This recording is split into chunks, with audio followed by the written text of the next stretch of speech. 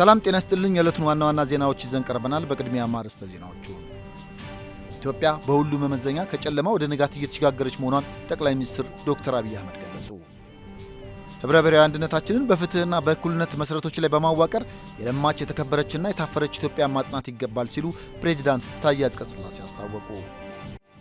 በዓሉ የህዝቦችን ህብረ ብሔራዊ አንድነትና አብሮ የመኖር እሴት በማጠናከር ዘላቂ ልማትና ሁለንተናዊ ብልጽግና ለማፋጠን ከፍተኛ አስተዋጽኦ ማበርከቱን የፌዴሬሽን ምክር ቤት አፈ ጉባኤ አገኘሁ ተሻገር ተናገሩ። የኢትዮጵያ ሰላማዊ የኒውክሌር ልማት መርሃ ግብር ከዓለም አቀፍ የአቶሚክ ኢነርጂ ኤጀንሲ ማዕቀፎች ጋር በማጣጣም የሚተገበር መሆኑን የውጭ ጉዳይ ሚኒስትር ዶክተር ጌዲዮን ጢሞቴዎስ ገለጹ። የሚሉት የዕለቱ ዜናዎቻችን ናቸው። ዜናዎቹን በዝርዝር እንመለከታለን። ከዜናዎቹ ጋር ሀብታሙ አክሊሉ ነኝ። አብራችሁን ቆዩ። ኢትዮጵያ በሁሉም መመዘኛ ከጨለማ ወደ ንጋት እየተሸጋገረች መሆኗን ጠቅላይ ሚኒስትር ዶክተር አብይ አህመድ ገለጹ። 20ኛው የብሔሮች ብሔረሰቦችና ህዝቦች ቀን ዲሞክራሲያዊ መግባባት ለህብረ ብሔራዊ አንድነት በሚል መሪ ሀሳብ ጠቅላይ ሚኒስትር ዶክተር አብይ አህመድ በተገኙበት በማዕከላዊ ኢትዮጵያ ክልል ሆሳዕና ከተማ ተከብረዋል። ጠቅላይ ሚኒስትሩ በዚህ ወቅት እንዳሉት በአባቶቻችን ደም የወረስነው ነጻነት በብልጽግና ማጽናት ከትውልዱ የሚጠበቅ ተግባር መሆኑን ገልጸዋል። ዛሬ ላይ ከተሞች እያደጉ የገጠር መንደሮችን ለመሻገር በትጋት እየሰሩ ያሉበት ወቅት መሆኑን ገልጸው ታሪካዊ ቅርሶችም አቧራቸውን አራግፈው የኢትዮጵያ ብቻ ሳይሆን የአፍሪካ ኩራት መሆናቸውንም ተናግረዋል። በኢትዮጵያ ክረምት ከበጋ በማረስ የምግብ ሉዓላዊነትን ለማረጋገጥ ከፍተኛ ትኩረት ሰጥቶት እየተሰራ መሆኑን ገልጸዋል። ኢትዮጵያ በሁሉም መመዘኛ ከጨለማ ወደ ንጋት እየተሸጋገረች መሆኑን ገልጸው የወረስነውን ነጻነት ብቻ ሳይሆን የተሸከምነውን የትውልድ አደራ ማሰብ ይኖርብናልን ብለዋል።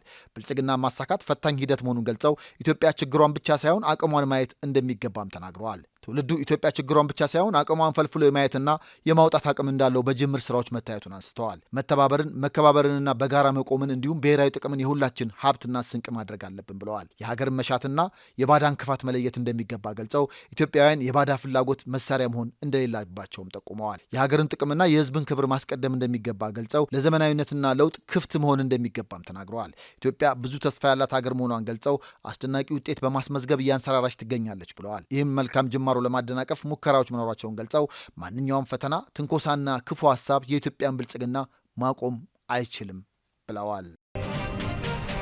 ህብረ ብሔራዊ አንድነታችንን በፍትህና በእኩልነት መሰረቶች ላይ በማዋቀር የለማች የተከበረችና የታፈረች ኢትዮጵያን ማጽናት ይገባል ሲሉ ፕሬዝዳንት ታዬ አጽቀሥላሴ ገለጹ። 20ኛው የብሔሮች ብሔረሰቦችና ህዝቦች ቀን ዲሞክራሲያዊ መግባባት ለህብረ ብሔራዊ አንድነት በሚል መሪ ሀሳብ ጠቅላይ ሚኒስትር ዶክተር አብይ አህመድ በተገኙበት በማዕከላዊ ኢትዮጵያ ክልል ሆሳዕና ከተማ ዛሬ ተከብረዋል።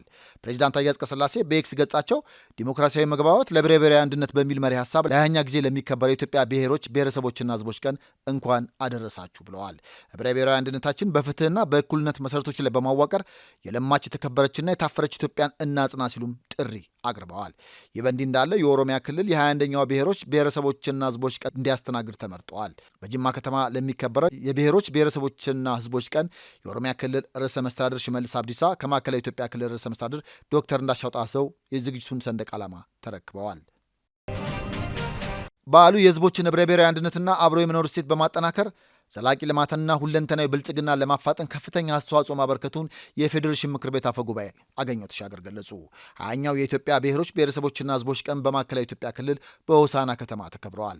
አፈ ጉባኤ አገኘሁ ተሻገር እንዳሉት ምክር ቤቱ የብሔሮች ብሔረሰቦችና ህዝቦች ቀን እንዲከበር ሲወስን ባህላዊ እሴቶቻቸውና መልካም ልምድና ተሞክሮቻቸው እንዲለዋወጡና አንድነታቸውን እንዲያጠናክሩ መሆኑን ገልጸዋል። ለዘላቂ ሰላም፣ ለሀገረ መንግስት ግንባታና ለልማት በጋራ እንዲቆሙ ማድረግም እንዲሁ ባለፉት 19 ዓመታት በፌዴሬሽን ምክር ቤት አስተባባሪነት በተለያዩ ክልሎችና ከተማ አስተዳደሮች አስተናጋጅነት በዓሉ ሲከበር መቆየቱን ያስታወሱት አፈ ጉባኤው ይህም በህብረ ብሔራዊ አንድነት ላይ ውጤቶች እንዲመዘገቡ ማስቻሉንም ተናግረዋል። በተለይም ባለፉት የለውጥ ዓመታት የህዝቦችን ህብረ ብሔራዊ አንድነትና አብሮ የመኖር እሴት በማጠናከር የሀገረ መንግስት ግንባታውንና ዘላቂ ልማትና ሁለንተናዊ ብልጽግና ለማፋጠን ከፍተኛ አስተዋጽኦ ማድረጉንም አውስተዋል። የብሔሮች ብሔረሰቦችና ህዝቦች ቀን የጋራ ትርክት ውጤት የሆነው ታላቁ የኢትዮጵያ ህዳሴ ግድብ በተጠናቀቀበት ወቅት የሚከበር መሆኑና የኢትዮጵያ የማንሰራራት ጉዞን እውን ማድረግ የሚያስችሉ ታላላቅ ስራዎች የተከናወኑበት ወቅት መከበሩ ልዩ ያደርገዋልም ብለዋል። የኢትዮጵያ ሰላማዊ የኒውክሌር ልማት መርሃ ግብር ከዓለም አቀፍ የአቶሚክ ኢነርጂ ኤጀንሲ ማዕቀፎች ጋር በማጣጣም የሚተገበር መሆኑን የውጭ ጉዳይ ሚኒስትር ዶክተር ጌዲዮን ጢሞቴዎስ ገለጹ። የኢትዮጵያን የኒውክሌር ኃይል ልማት መርሃ ግብር ማስጀመሪያና የኢትዮጵያ የኒውክሌር ኃይል ኮሚሽን ስራ ማስጀመሪያ የምክክር መድረክ በመካሄድ ላይ ይገኛል። የውጭ ጉዳይ ሚኒስትር ዶክተር ጌዲዮን ጢሞቴዎስ እንዳሉትም የሰው ልጆች ስልጣኔ ከእሳት፣ ውሃ፣ ንፋስና እንፋሎት የኃይል አማራጭ ልማት ጋር የተቆራኘ ነው ብለዋል። የኃይል አቅርቦት፣ የቴክኖሎጂ ግኝቶች ከኢኮኖሚ ልማት ጋር የተቆራኘ አስተማማኝና ተመጣጣኝ የማህበረሰብ እድገት ለመፍጠር አቅም እንዳላቸው ገልጸዋል።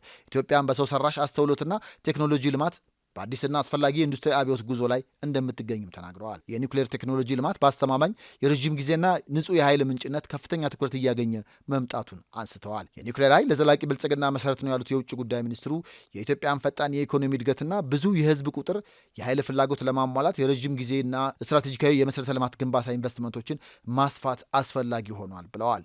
የኢትዮጵያ ሰላማዊ የኒውክሌር ኃይል ልማት መርሃ ግብር በጤና በግብርናና በሌሎች የልማት መስኮች ትግበራም የኃይል ፍላጎትን በማሟላት ብልጽግናን የማረጋገጥ ትልምን ያነገበ መሆኑን አስገንዝበዋል። የኢትዮጵያ የኒውክሌር ኢነርጂ ኮሚሽን ሳንዶካን ደበበ በዚሁ መድረክ ላይ የኢትዮጵያ የኒውክሌር ቴክኖሎጂ ልማት የኃይል ደህንነትን በማረጋገጥ የኢኮኖሚያዊ ሽግግርና የረዥም ጊዜ የመቋቋም አቅም ግንባታ ላይ የተመሰረተ ብሔራዊ የልማት ተነሳሽነት ነው ብለዋል። የኢትዮጵያ ሰላማዊ የኒውክሌር ቴክኖሎጂም ንጹህ የኃይል አቅርቦት የማመንጨት አቅምን በማላቅ የጤና ግብርናና በኢንዱስትሪና በምርምር ትግበራ ማዕቀፍ የተቃኘ መሆኑንም ገልጸዋል። የሰላማዊ አማራጭ የኒውክሌር ሳይንስ ልማት መርሃ ግብሩም የኢትዮጵያውያን ሕይወት በተጨባጭ የሚያሻሽሉ ጥቅሞችን የሚያስገኝ እድል ማረጋገጥ እንደሆነም ተናግረዋል።